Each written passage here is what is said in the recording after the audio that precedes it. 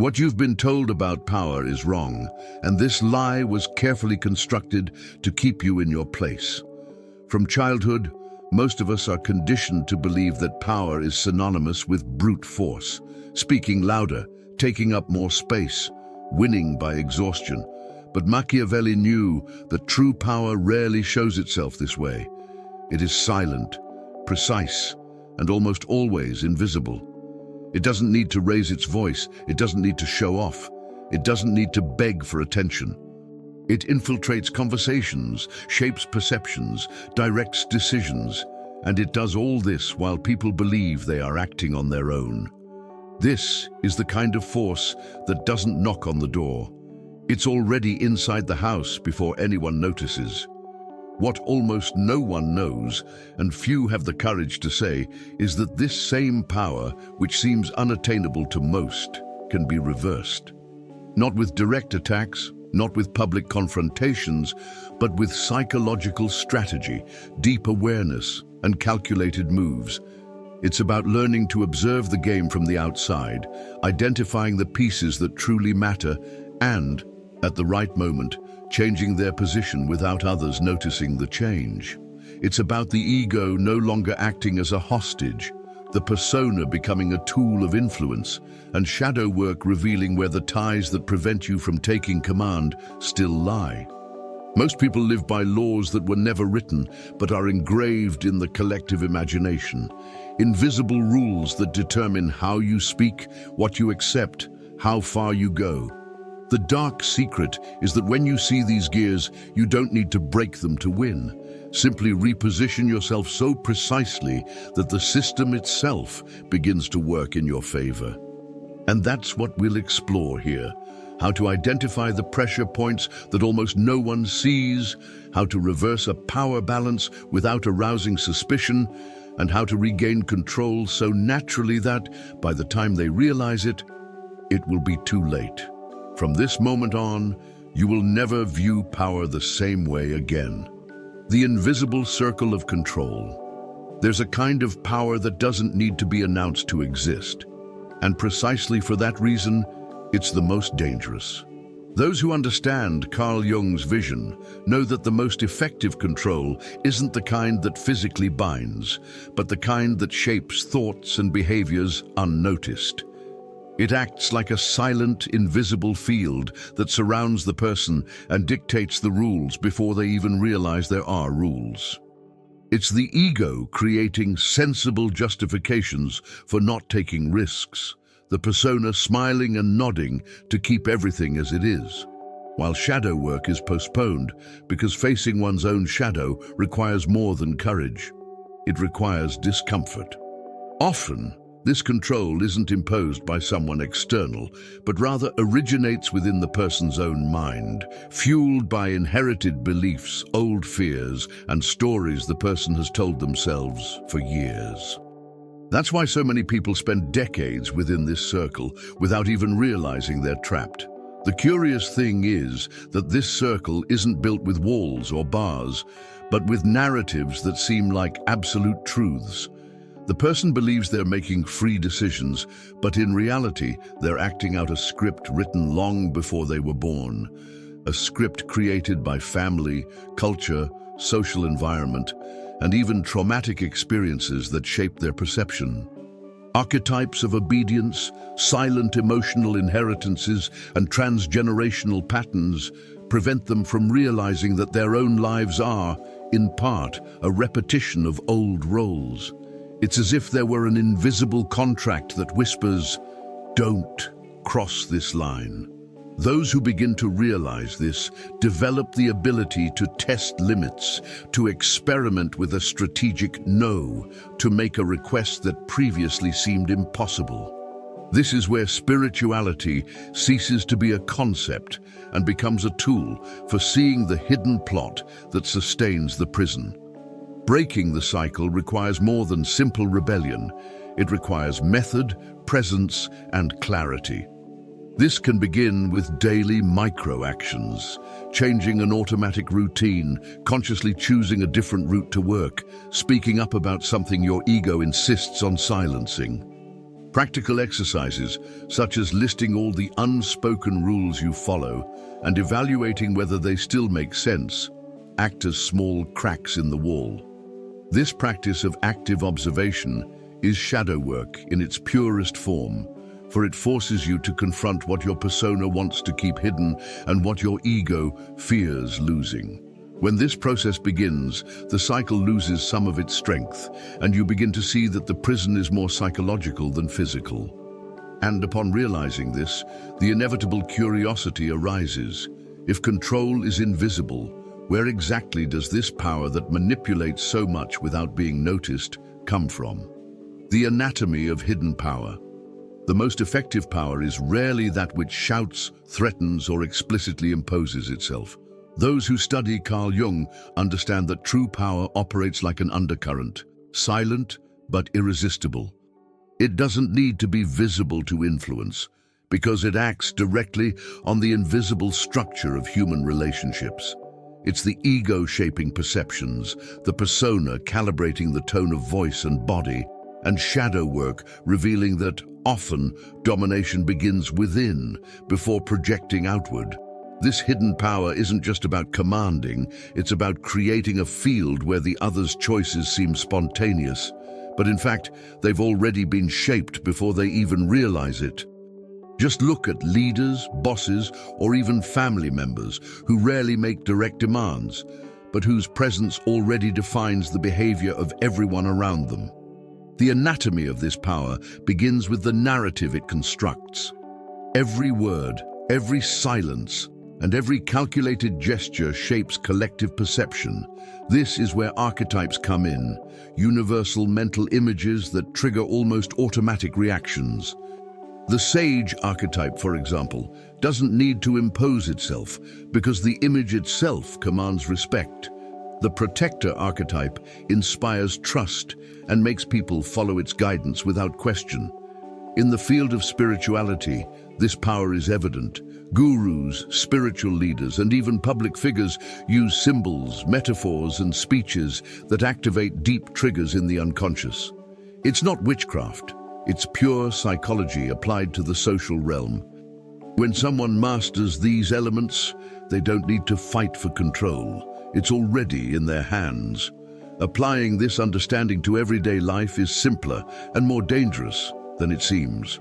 For example, in a negotiation, it's not just what you say that matters, but the context in which it's said, the tone of voice, and the sequence of ideas. Those who understand this begin to influence even before the conversation begins. Want to try it? At your next meeting, observe who positions their chair strategically, who speaks less but always at the right moment, and who lets silence work for them. This exercise is shadow work applied to power, realizing where you yield to influence and where you could use the same anatomy to reverse the situation.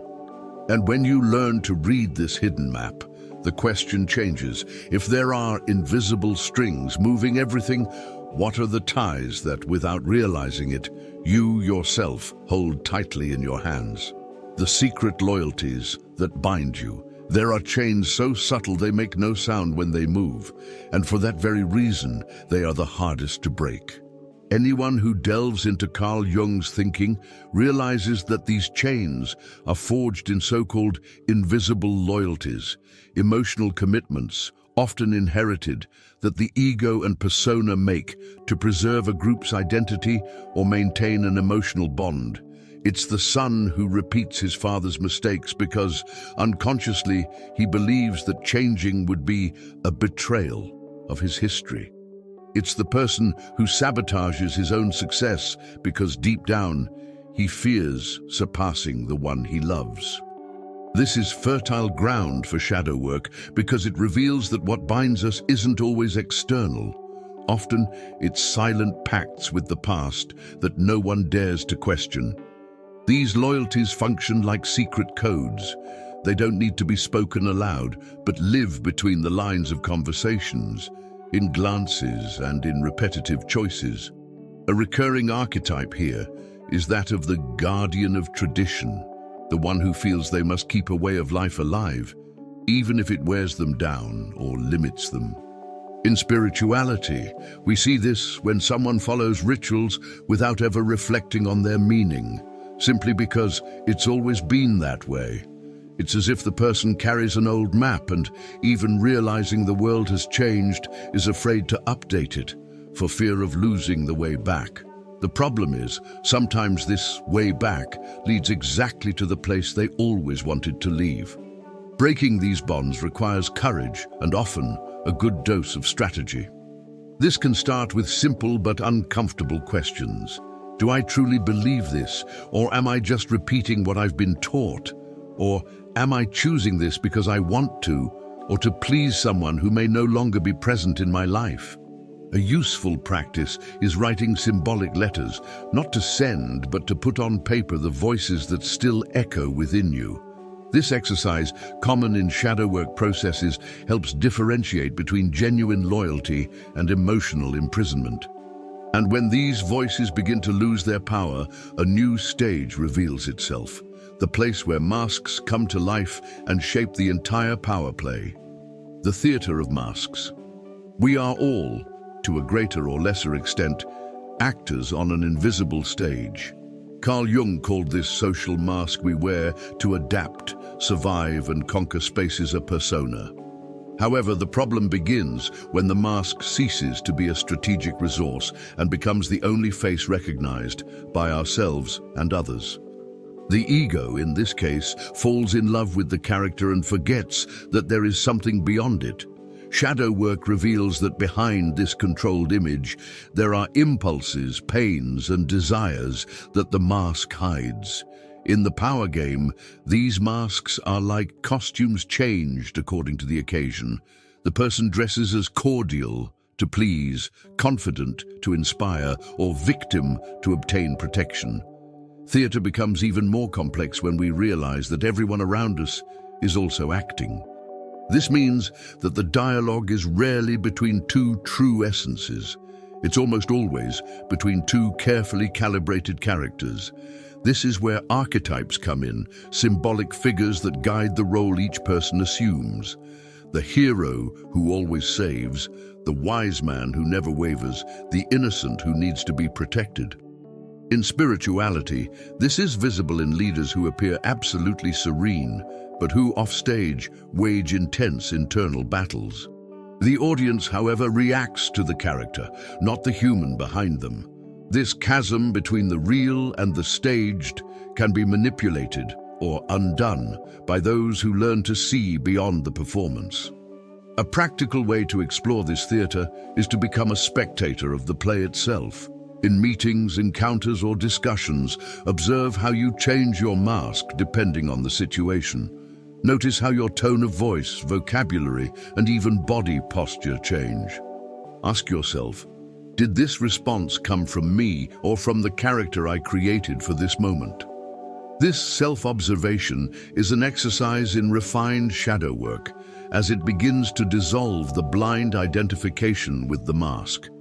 By realizing that you can remove it whenever you want, you gain freedom and consequently power, and it is precisely in this space of choice that a simple gesture, like saying no at the right moment, ceases to be just a limitation and becomes a true ritual of power.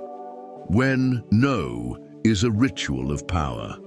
No is one of the shortest and paradoxically most powerful words we can utter. In Carl Jung's view, it's more than a denial. It's a symbolic act that redefines boundaries, repositions the persona, and confronts the ego with the fear of losing approval.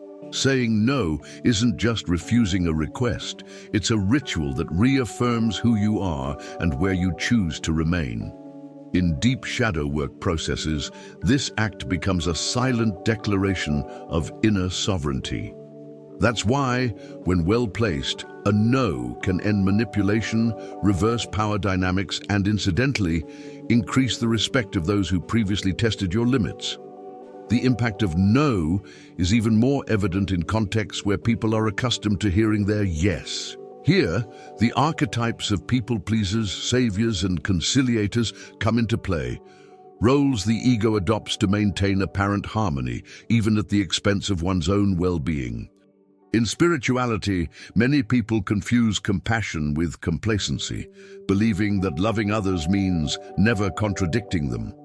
But true love, as masters and philosophers have pointed out, also protects its own limits. It is at this point that no ceases to be seen as selfishness and becomes recognized as a balancing act. After all, those who cannot say yes internally are unlikely to offer anything of value to others. Putting this into practice requires practice and awareness. A simple exercise is to create a list of situations in which you would normally say yes out of habit, but which, deep down, you don't want to accept. Choose one or two and try responding assertively, without excessive justifications. It could be declining an invitation you don't like, or saying you can't take on an extra task at work. By observing your reactions, you'll begin to realize the silent power this act carries. And once no becomes part of your repertoire, the possibility of something even more sophisticated arises, almost imperceptibly reversing who previously controlled the game. This is what I call a silent reversal. The silent reversal. Silent reversal is a subtle art, turning the tables without the other person noticing the change. Carl Jung reminds us that real transformation doesn't just happen in visible actions, but in the internal movements that reprogram how we react. This is when the ego, previously reactive, becomes a strategist, when the persona stops being a mere shield and also becomes a tool of influence. In shadow work, this means stepping out of the role of unconscious victim and assuming that of conscious observer, someone who perceives the flow of power and instead of confronting it head-on, redirects it imperceptibly. It's like in judo, using the other person's strength to your advantage, not with aggression, but with redirection. This strategy is especially effective in environments where direct confrontation would generate resistance or retaliation. Think of work meetings, where someone always tries to impose their own vision. Instead of confronting them head-on, you start asking questions that gradually dismantle that person's certainties, leading the group to reflect. Here, the strategist archetype comes into play. Someone who doesn't need to win by imposition, but by invisibly guiding the dialogue. In spirituality, this translates into not combating limiting beliefs with direct criticism, but rather planting doubts that germinate on their own. Thus, those who previously held control begin, without realizing it, to align with your vision. To apply the silent reversal, the first step is to master your own reaction time. Before responding, breathe, observe, and identify the real objective of the interaction. Then choose an action or phrase that steers the conversation toward your desired direction without rushing or fanfare. It could be a strategic compliment, a calculated silence, or a shift in focus that weakens the other person's initial impulse. This skill is shadow work in action, requiring self-mastery and keen perception. And when it becomes natural, you stop simply defending yourself and begin consistently assuming the role of leader without anyone noticing the shift in command. And it is at this point that the true archetype of the inner sovereign is born, the archetype of the inner sovereign. The archetype of the inner sovereign is not about dominating others, but about governing oneself with lucidity and firmness. Carl Jung teaches us that this is one of the highest states of psychic integration, when the ego ceases to be a tyrant or servant and becomes a balanced administrator of one's own strengths. The persona at this point is no longer a mask that imprisons, but a tool for dialoguing with the world without losing authenticity. In shadow work, this archetype appears when one recognizes that all external chaos can only be organized after internal disorder is understood and accepted. The inner sovereign decides clearly, not to please or to confront, but because he knows that his choices shape the territory he governs, his own life. An inner sovereign is not driven by the urgency of the moment, but by a long-term vision. They are able to say yes or no without justifying themselves, because their decisions are the result of conscience, not impulse. In practice, this means creating and maintaining habits that strengthen autonomy, managing time and energy as precious resources, setting real priorities instead of reacting to the loudest voice, and cultivating relationships that sustain growth. Here, the ego is an ally, not an obstacle. Spirituality serves as internal counsel, reminding us that governing oneself is also an act of service, not only to oneself, but to the collective impacted by one's presence. They are the silent leaders who inspire without needing to impose themselves. To awaken this archetype, one must build an internal throne, a noise-free decision-making space where choices are untainted by fear of judgment or the need for validation. This can be done through simple but consistent rituals: morning meditations, weekly goal reviews, daily journaling of decisions and their impacts. The exercise here is to evaluate whether each decision strengthens or weakens one's internal territory. And when this throne is firm, the sovereign ceases to worry about defending each frontier because they have already consolidated authority over themselves. From this point on, the next step is not to maintain power, but to forge it in its purest form, unbreakable autonomy. The forge of autonomy. True autonomy isn't born from a burst of independence, but from a conscious process of internal construction. Carl Jung reminds us that freedom without structure is merely chaos in disguise. Here the ego stops seeking constant approval. The persona becomes a flexible tool, not a prison, and shadow work reveals where threads still lurk that connect your choices to others' expectations. Forging autonomy is like shaping metal. It requires heat, pressure, and time. It's not enough to declare yourself free. You must act as someone who stands by your own decisions, even when they don't please. It's in this process that spirituality ceases to be an abstraction and becomes a daily practice, serving as a compass to avoid getting lost in external storms. This forging takes place in three main stages. First, identify what is truly yours, your beliefs, desires, and values, and separate them from what was inherited or imposed. Then, create support systems, habits, routines, and commitments that keep your life aligned with who you've decided to be. Finally, shield yourself from the subtle infiltrations that try to reverse your progress, such as the opinions of those who don't experience your struggles or the comparisons your ego loves to fuel. In practice, this might mean saying no to opportunities that seem good but deviate from your purpose, or refusing to follow trends that don't make sense to you. This shielding isn't isolation, but clarity of boundaries. The most challenging part is that autonomy isn't a trophy won once. It's a sword that needs constant sharpening. Each daily choice is a blow that keeps it sharp or leaves it rusting. Therefore, a valuable exercise is, each night, to mentally review 3 decisions you made that day and ask, did this come from my center or from a reaction to the world? This simple habit strengthens presence and keeps the flame of inner sovereignty alive.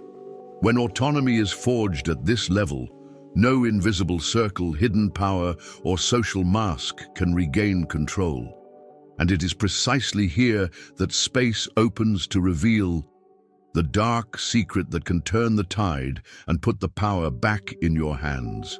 Now that you understand the invisible gears that shape the game, the question is, what will you do with it? Because understanding is only the first step. The real power lies in application. You can continue to give way to the unspoken rules, obeying out of habit, smiling out of convenience. Or you can start testing what you learned today, one move at a time. It's not about going on the attack, but about repositioning yourself, taking control of your internal territory, and letting that authority spill over into the external world. And here's the challenge. Over the next 7 days, observe at least 3 situations in which you would normally submit without thinking. It could be at work, at home, or even in casual conversations. In each one, consciously choose whether you will maintain the expected role or whether you will change the game, even if subtly. This is the training that transforms theory into instinct. And the more you do it, the more you'll realize that the rules aren't always set by the loudest voice, but by those who know how to wait, observe, and act at the right moment. So I ask you, who is really in charge of your life today? And if the answer isn't me, when will you take that position? Because if you don't govern yourself, someone else is governing for you, and in that case, the loss of control has already begun. Take the throne before someone else does. And if you want to continue learning how to turn the tide and use power to your advantage, subscribe to the channel now and turn on notifications. What follows will show you that on the chessboard of life, the strongest move is rarely the most obvious.